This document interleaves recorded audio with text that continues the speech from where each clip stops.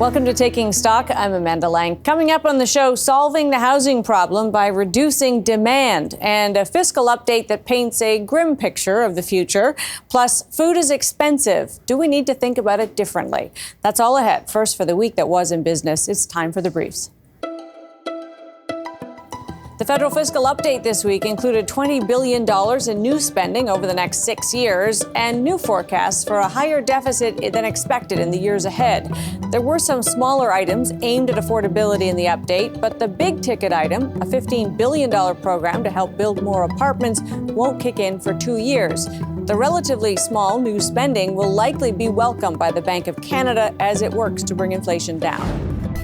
Inflation did cool in Canada to 3.1% in October, a welcome decline, but mostly driven by a sharp fall in the price of gasoline. Food prices increased 5.4% in the month, down from their peak, but still uncomfortably high. And shelter costs, including mortgage interest costs, are one of the biggest components of inflation. The Bank of Canada sounded a tentative note of optimism that inflation has been tackled. In a speech this week, Bank Governor Tiff Macklem said rates may now be high enough to do the job, and that excess demand is coming out of the economy, which should encourage businesses to lower prices.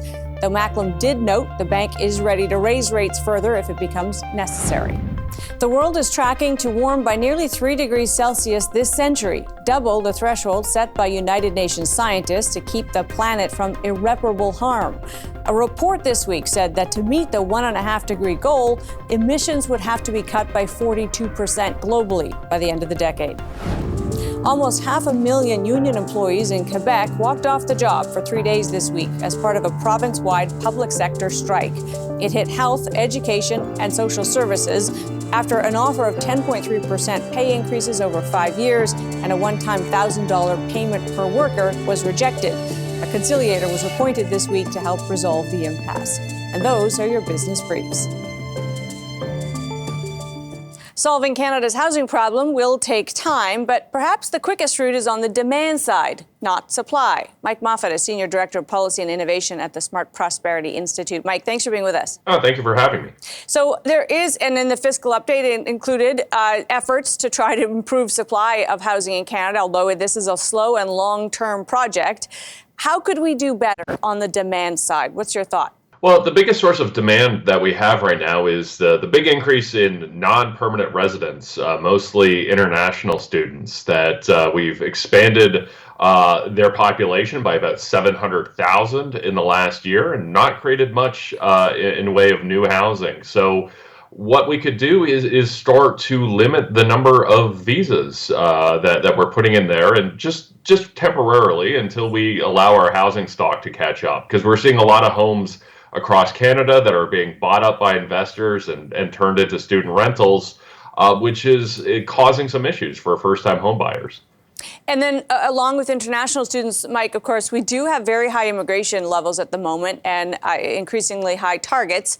Should that be an area of focus while our housing market is out of line? Well, I think Minister Miller is saying the right things on making sure that we tie our immigration numbers to our housing supply. So absolutely, I think we need to have a coordinated plan there. But again, our immigration numbers this year were about 450,000. Our non-permanent resident numbers were about 700,000. So the majority of this population growth isn't actually coming from immigration. It's coming from these temporary programs like temporary foreign workers and international students.